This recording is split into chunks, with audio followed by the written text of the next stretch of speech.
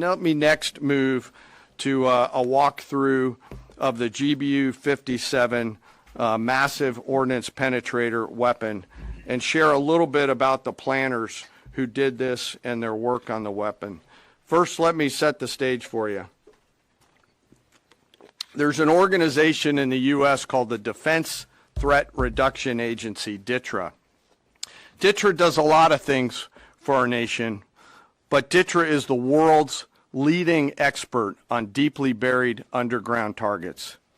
In 2009, a Defense Threat Reduction Agency officer was brought into a vault at an undisclosed location and briefed on something going on in Iran. For security purposes, I'm not going to share his name. He was shown some photos and some highly classified intelligence of what looked like a major construction project in the mountains of Iran.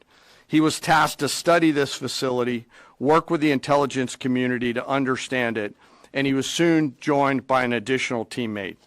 For more than 15 years, this officer and his teammate lived and breathed this single target, Fordou, a critical element of Iran's covert nuclear weapons program.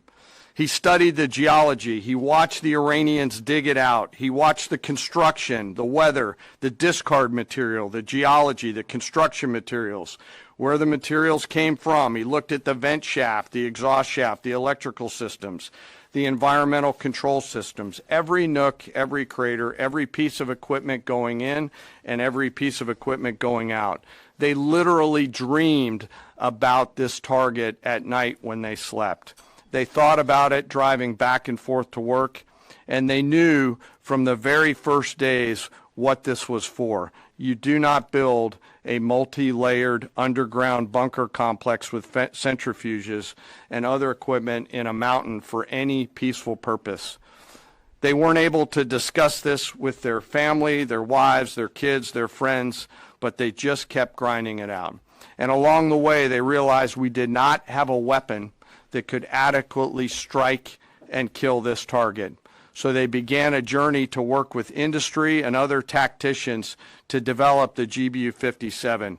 They tested it over and over again, tried different options, tried more after that.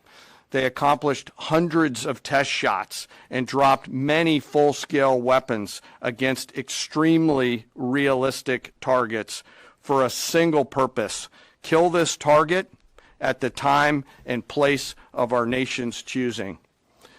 And then, on a day in June of 2025, more than 15 years after they started their life's work, the phone rang and the President of the United States ordered the B-2 force that you've supported to go strike and kill this target.